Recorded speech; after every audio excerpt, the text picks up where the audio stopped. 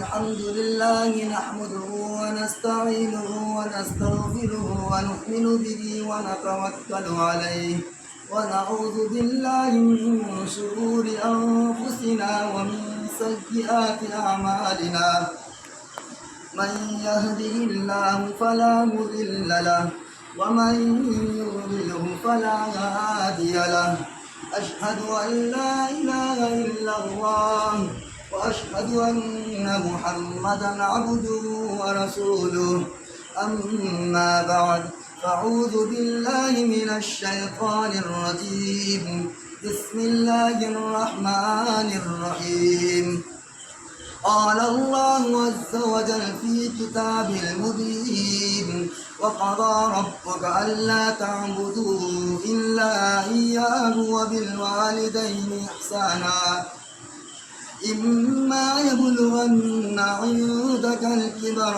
أحدهما أو كلاهما فلا تقل لهما أف ولا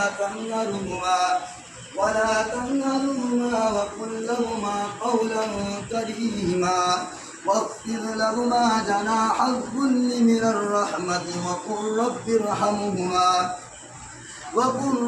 ارحمهما كما ربياني صغيرا صدق الله العظيم.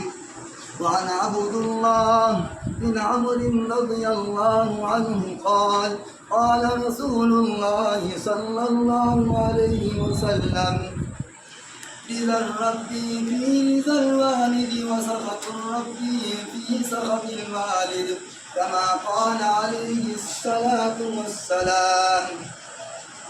سبھی کو چھوڑا اس ترقی کے زمانے میں مگر یہ کیا غضب آدمی انسان نہیں ہوتا. یاد رکھے کہ یہ نصیحت ہے فرض ماں باپ کی اطاعت ہے نہ کرو ان کو تم کبھی نہ خوش ان کے قدموں کے نیچے جنت ہے. برادران اسلام اور واجب التکریم بزرگوں، رب کائنات کا عظیم و احسان کرم ہوا کہ مالک دو جہاں نے ہمیں اس پر نور اور بابرکت اجلاس میں بیٹھنے کی توفیق دی. اللہ اس محفل کو قبولیت سے نوازے، آمین. اس متبرک محفل میں مجھے حقوق والدین پر خود خطاب کرنے کا موقع ملا ہے، اس لیے میں چند منٹ اسی عنوان پر خود گفتگو کروں گا. امید ہے کہ سنجیدگی کے ماحول کو برقرار رکھیں گے. حضرات گرامی، اگر آج کے اس پرفتن دور میں ہم دنیا پر طائرانہ نظر ڈالے تو یوں محسوس ہوتا ہے ہر سمت سے اپنے حقوق کا مطالبہ کی صدا سنائی دیتی ہے. ہر سمت ظلم و زیادتی کا دورہ نظر آتا ہے.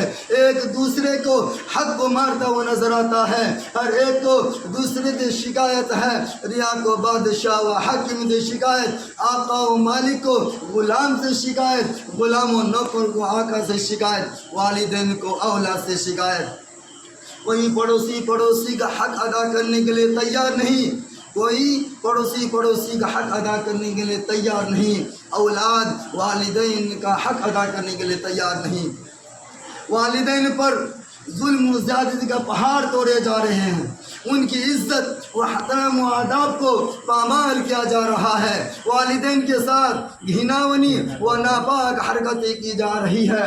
ہم اس ماں پر ظلم و ستم و زیادتی کے برسات کرتے ہیں جس ماں نے 9 ماہ اپنے پیٹ میں رکھا، جس ماں نے 9 مہینے اپنے پیٹ میں رکھا، جس ماں نے 2.5 سال دودھ پلائی، جس ماں نے بچے کی خاطر مصیبت برداشت کی، جس ماں نے بچے کی پریشانی کو اپنی پریشانی سمجھا.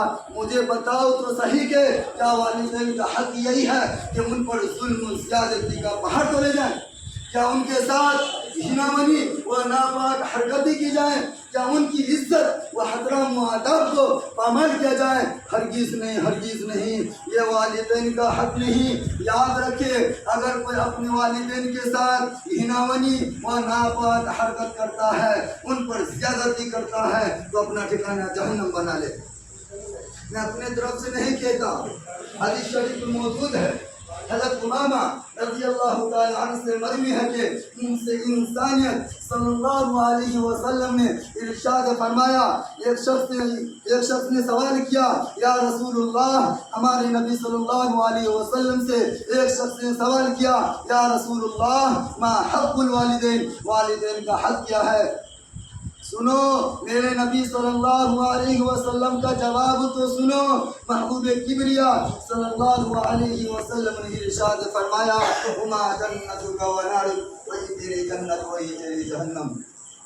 اگر کوئی اولاد اپنے والدین کے ساتھ گھناوانی و ناپاک حرکت کرتا ہے، اللہ اس کو آخرت میں عذاب تو ضرور دیں گے لیکن دنیا میں بھی سزا مل جاتی ہے. میں ثبوت کے طور پر میں آپ حضرات کے سامنے ایک واقعہ بیان کرتا ہوں. غالباً پاکستان میں پیش آیا. ایک نوجوان نوکری سے گھر آیا تو اس کی بیوی نے ماں کی شکایت کی. نوجوان کو غصہ آیا اور ماں کو ماننے کے لیے گیا تو پیاری بوڑھی ماں نماز پڑھ رہی تھی. سخت دل نوجوان نے ماں کے گردن میں پیر رکھا اور اس زور سے رکھا کہ ماں حقیقی سے جان لے. اس نوجوان اور چچا زاد بھائی ماں کو دفن کرنے کے لیے قبر تیار کی. پھر ماں کو اس قبر میں اتارنے کے لیے اس نوجوان اور چچا زاد بھائی دونوں قبر میں اترے تو اس چچا زاد بھائی تو قبر سے صحیح سلامت باہر نکل گیا، لیکن اس نوجوان نے قبر سے نکلنے کی کوشش کی. قبر نے فوراً اسے دبوچ لیا. نوجوان دہشت زدہ اور ڈر کی وجہ سے چلانے لگا. لوگوں نے اس نوجوان کو قبر سے نکالنے کی ہر ممکن کوشش کی لیکن کامیاب نہ ہو سکے. بہت سارے لوگوں نے اس کے لیے دعا کی لیکن کسی کی بھی دعا کارگر نہ ہوئی. آخر نوجوان تڑپ کر مر گیا. لوگوں نے مجبوراً اس کے اوپر مٹی ڈال دی. جب اس کی بیوی کو پتہ چلا تو اس کی بیوی نے رو کر بیان کرنے لگی کہ دوشی اور خطا کار تو میں ہوں، میں نے ہی ماں کے خلاف جہر بولا تھا. پھر سارا واقعہ بیان کیا. آدمی کے پاس سب کچھ ہے مگر ایک تنہا آدمیت ہی نہیں.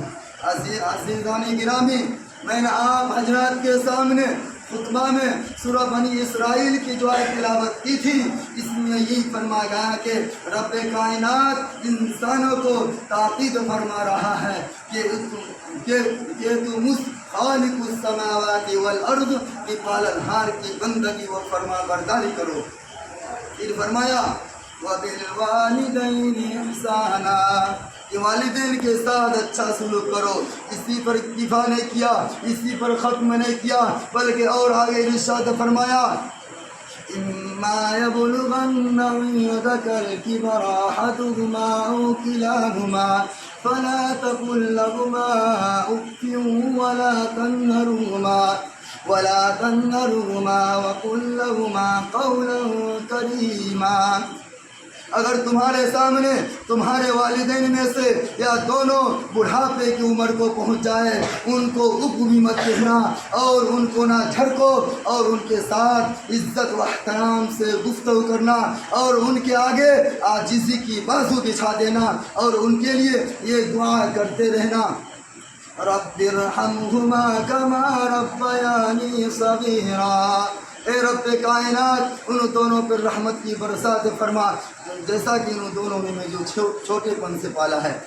ایک مرتبہ محسن انسانیت صلی اللہ علیہ وسلم نے ارشاد فرمایا اس کی ناک خاک آلود ہو، اس کی ناک خاک آلود ہو، اس کی ناک خاک آلود ہو.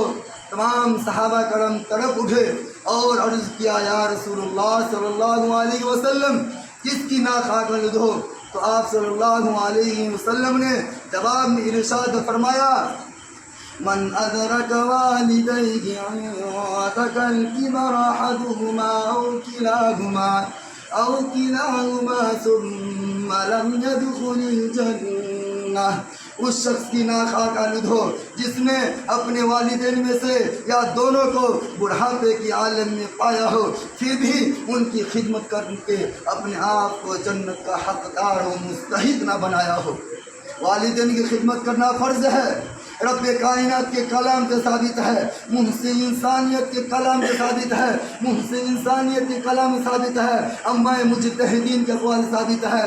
برادران اسلام، جس اولاد سے والدین ناراض ہیں تو رب کائنات بھی ناراض رہتے ہیں۔ میں حوالے کے ساتھ بتاتا ہوں، ترمذی شریف جلد ثانی اٹھاؤ اور صفحہ نمبر 12 پہ دیکھو تو حضرت عبداللہ بن عمرو کی ایک روایت موجود ہے۔ وہ فرماتے ہیں کہ شہنشاہ بطحہ آقا انعامدار رحمت للعالمین صلی اللہ علیہ وسلم نے ارشاد فرمایا، رضا الربی فی رضا الوالد و سخط الربی فی سخط الوالد۔ اللہ کی رضامندی والد کی رضامندی میں ہے، اللہ کی ناراضگی والد کی ناراضگی میں ہے۔